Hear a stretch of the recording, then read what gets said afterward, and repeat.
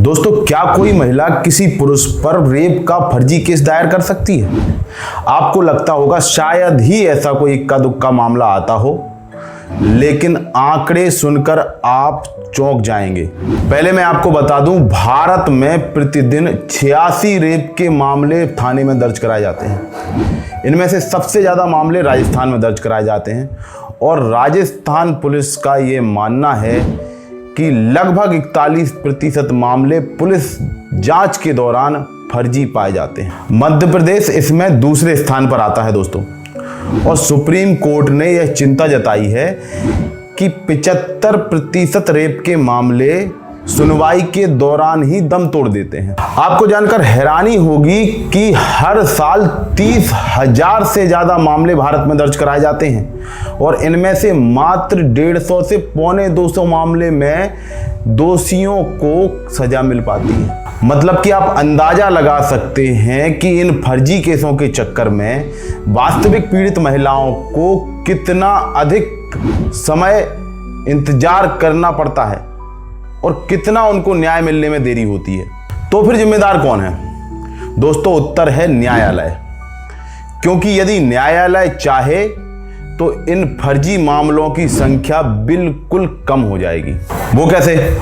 ये जानने से पहले जिन लोगों के साथ में ये फर्जी केस लगाए जाते हैं उन लोगों की दुर्दशा क्या होती है, ये सुन लीजिए। सबसे पहले तो ऐसा व्यक्ति और उसका परिवार एक मानसिक दुर्दशा की स्थिति में चला जाता है।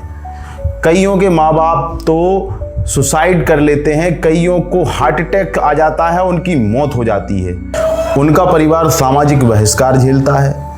अच्छी खासी जिंदगी जीने वाले लोग कौड़ी कौड़ी के मोहताज हो जाते हैं। घर मकान जेवर बिक जाते हैं। व्यक्ति को जेल जाना पड़ता है और जेल में 376 यानी कि रेप के आरोपी के साथ में बहुत बुरा बर्ताव किया जाता है और ऐसी ही यातना उनके परिवार वाले जेल से बाहर भी भुगत रहे होते हैं। उत्तर प्रदेश के ललितपुर जिले के एक मामले में सन 2000 में एक विष्णु तिवारी नाम के युवक के ऊपर, जिसकी उम्र मात्र 16 साल थी, एक अधेड़ उम्र की महिला ने रेप का केस लगाया और साथ में SC/ST एक्ट लगाई, जिसका केस लड़ते लड़ते इसके माता पिता सहित इसके 4 अन्य भाइयों की भी जमीन जायदाद बिक गई। उनके घर मकान बिक गए। इनके भाई किराए से रहने पर मजबूर हो गए। ऐसी स्थिति होने के बाद इसके 2 भाइयों की तो मृत्यु हो गई और इसका केस लड़ते समय 2013 में इसके माता पिता की भी मृत्यु हो गई।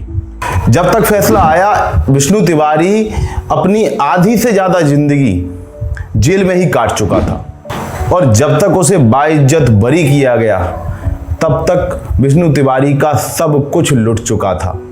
ना उसकी इज्जत बची थी, ना उसकी इज्जत कोई करने वाला बचा था, ना बाकी की जिंदगी जीने के लिए उसके पास कोई साधन बचा था। सब कुछ बिक चुका था। दोस्तों, इस तरह से किसी शरीफ इंसान की जिंदगी से खेलने का हक किसी को नहीं होना चाहिए, चाहे वो महिला हो या पुरुष हो।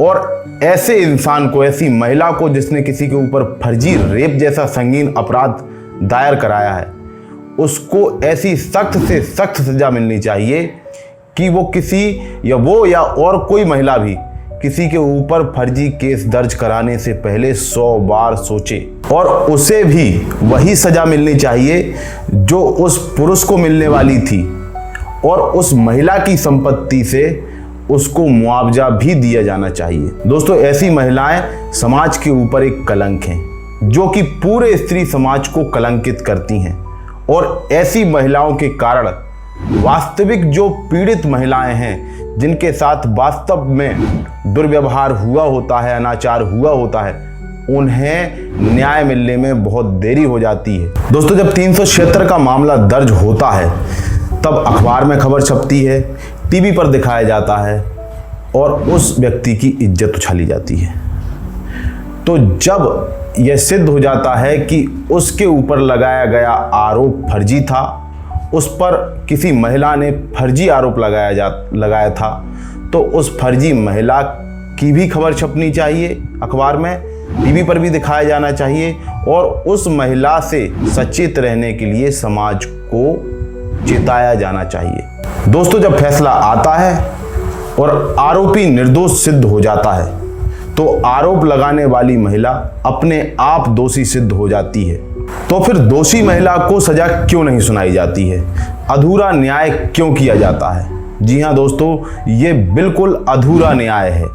और जिस दिन पूरा न्याय किया जाएगा, आरोपी को बाइज्जत बरी करने के साथ साथ उस पर फर्जी केस लगाने वाली महिला को सजा सुनाई जाएगी, उसके बाद से कोर्ट में ऐसे फर्जी मामले आने की संख्या बहुत ज़्यादा कम हो जाएगी। और जो वास्तविक पीड़ित महिलाएं हैं जिनके साथ अन्याय हुआ है, उन्हें न्याय मिलने में इतनी अधिक देरी नहीं होगी, बहुत जल्द न्याय मिल सकेगा। और ऐसी फर्जी महिलाओं के साथ मिलकर षड्यंत्र करने वाले उन षड्यंत्रकारियों को भी सजा मिलनी चाहिए, जो अपनी चुनावी रंजिश मिटाने के लिए, जो अपने जमीनी विवाद के कारण, जो सामने वाले को नीचा दिखाने के उद्देश्य से या इस तरह के कई मामलों में जलन, द्वेष और सामने वाले से पुरानी रंजिश को निकालने के लिए दूसरों के साथ षड्यंत्र रचकर उन्हें झूठे केस में फंसाते हैं, लोगों की ज़िंदगी से खेलते हैं, उनकी बर्बाद करते हैं। तो ऐसे लोगों को भी साथ में सज़ा मिलनी चाहिए, तब होगा न्याय और तब हम कह सकेंगे सत्यमेव जयते।